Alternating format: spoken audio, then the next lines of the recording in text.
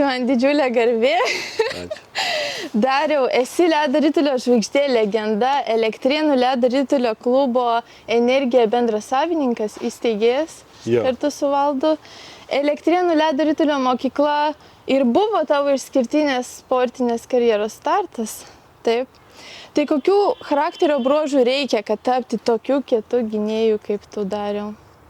Nu, nežinau, visų pirma, aš manau, kad aš gyvenau kitoje sistemoje, kitokiam pasaulyje ir aš tik tai, kaip pradėjau lankyti ledo ritulį, tai man buvo toks užsiėmimas tik tai žaisti ledo ritulį ir nežinau, kodėl nuo vaikystės pas mane buvo toks užsispyrimas, kad būti geriausiu.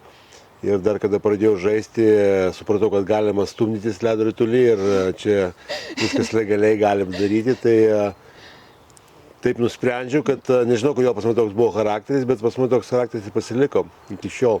Nors aš jau 50 metų vyras, bet vis tiek aš nemėgstu pralošinėti ir užsivedu labai greitai. Ir aš manau, čia priklauso nuo žmogaus.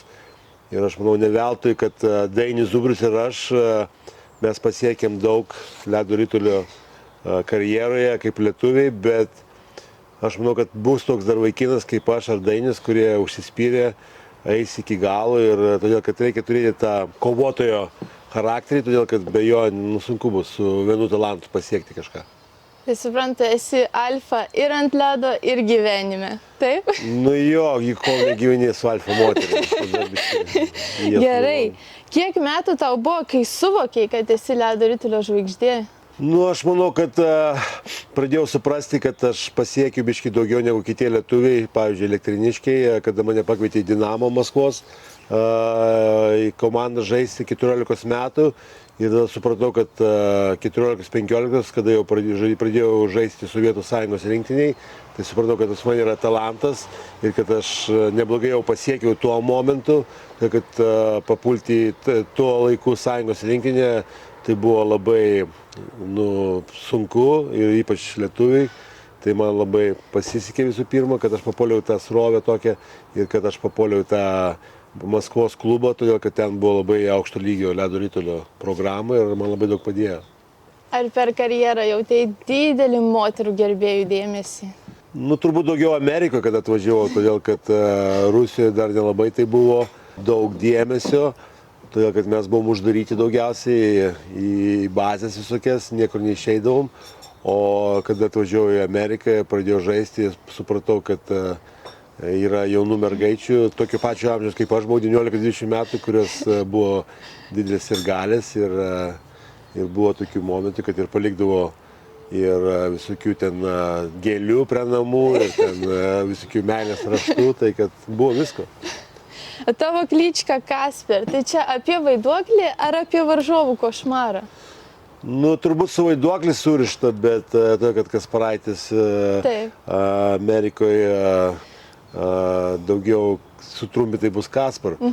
Amerikoje ten visiems duoda tas pravardės. Ir visų pirma, mūsų pavardės lietuviškos, kaip mano Kasparaitis, tai Amerikoje labai daug yra lygų, baigėsi su aitis. Tai daugiausia atsimenu, pirmi metai, kaip aš žaidžiau, buvo parašyta Kasper lyga Kasparaitis. Aš buvau prikučio lyga. Ir man paaiškino, kad ten bronchaitis, ten meningaitis, visi baigėsi su aitis. Tai aš supratau, kad mano pavardė ir mano vaikams dabar yra tokia disease, karas. Ar po muštynių ant ledo būna pratęsimas koridoriuje prie rūbinių? Ne, viskas pasilieka ant ledo. Daugiausiai žaidėjai, kurie mušasi ant ledo, kartais net po varžybų eina į kokį restoraną, į barą, išgeria alaus ir viskas normaliai. Čia tik tai daugiausiai pasilieka viskas ant ledo. Geras, o čia naujiena man. Tave vadino vienu kiečiausių gynėjų. Ar bandei būti puolėju su savo charakterio bruožais?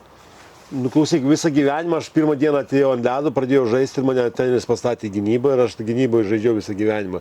Aš bandžiau puolėjų, nebandžiau, todėl kad nepatiko, o bandžiau porą kartų būti vartininku, pataikė man į vyro tą vietą, kai vaiką ir supratau, kad čia ne mano darbas būti vartininku ir aš visą gyvenimą žaidžiau gynybai. Aha.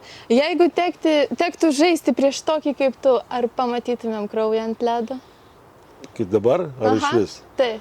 Nu, nežinau, krojo gal nelabai, todėl kad... Bet gerai būtų pamatyti tokį kaip aš, kad užvestų ir publiką, ir kitą komandą, kuri nori tave ten sužudyti per tas varžybas. Įdomu būtų pamatyti tokį žaidėją. Taip. Ar nejauti nuobodulio žiūrint dabartinį ledo ritulį, ar tau jis neatrodo per švelnus, nesinorėtų išeiti ant ledo ir parodyti visiems, kaip reikia žaisti? Nu, aš kartais žiūriu NHL varžybas, ypač Floridoje aš gyvenu, tai žiūriu Florida Panthers ir nu, aš įsivaizduoju, jeigu dabar žaisčiau, būčiau labai daug pagavęs žmonių su šitą nuleistom galvom, bet pavyzdžiui, kada play-offai prasideda dabar Amerikoje NHL, tai žaidžia labai tokių stilių, kaip ir aš žaisdavau. Todėl, kad tik tai per sezoną nelabai taip daužosi. Bet kada aš žaidžiau 90 metais ir 2000-aisiais, tai kiekvienos varžybos buvo tokios, ir muštinių buvo, ir visko. Bet keičiasi, klausykit, ir talentas keičiasi, ir daugiau uždirba pinigų žaidėjai, dėl to bando juos apsaugoti, tai didelis komandų žaidėjas ir bando padaryti taisyklės, kad būtų mažiau traumų ir mažiau tokių momentų, kaip aš žaisdavau. Tai jeigu sugrįžtumai laiku atgal į savo karjeros piką, ar būtumai toks pats, ar kažką keistumai?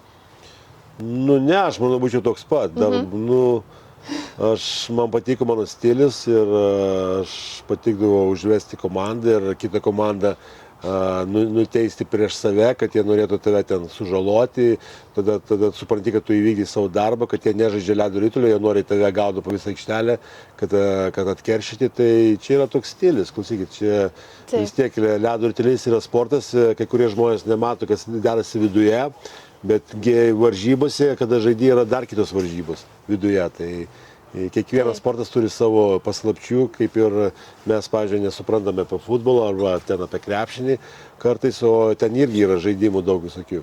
Tai kalbant apie paslaptis, kas te labiausiai užvesdavo prieš rungtynes? Ar turėjai kažkokių tai ritualų prieš išeinant ant ledo? Nu, aš bandžiau ruošęs prie varžybas taip pat visą laiką, aš vizualiai žiūrėdavau savo, ką aš darysiu momentais ir kiekvienas varžybas buvo jaudulys, nežinojau, kaip tu jas sužaisi, ar gerai, ar blogai.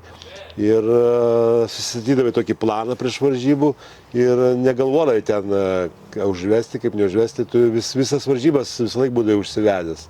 Todėl, kad yra toks, negali nebūti užsivedęs, negali išeiti nepasiruošęs, todėl, kad blogai žaisti.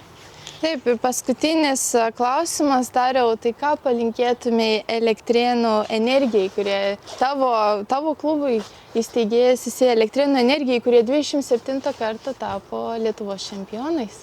Nu, tai visų pirma sveikinu, ne veltui mes įdėjom daug pastangų ir vis dėlto Elektrėnai yra, nors kai čia šneka nesąmonės, Elektrėnai yra ledo ritulio sostinė, tai visą laiką bus.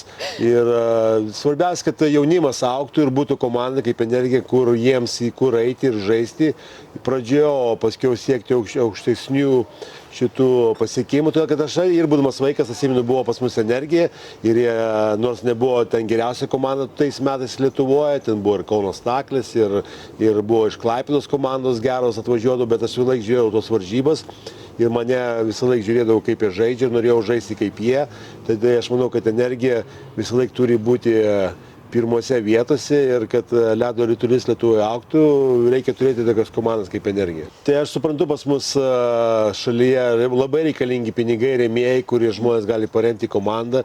Vis dėlto sportas vysto žmonių ir sportiškai, ir kultūriškai. Ir aš manau, labai būtų gerai, kad žmonės prisidėtų, ypač biznio žmonės, kad padėtų komandą vystyti, todėl kad vis dėlto kiek mes galim padaryti kaip aš, ar ten Energijos steigėjai, mes ką darom, tą darom, bet gerai būtų, kad padėtų ir savivaldybė ypač, kad palaikytų ir Elektrėnai, ir valstybė, kad palaikytų savo sportą. Todėl, kad mes ne krepšinis, bet vis tiek ledo ritulys yra ledo ritulys. Taip, ačiū labai. Jums ačiū. Tai labai smagiai, aš taip džiaugiuosi, aš negaliu tokią įžymybę kalbinti, man didžiulė garbė. Jo, tai gerai.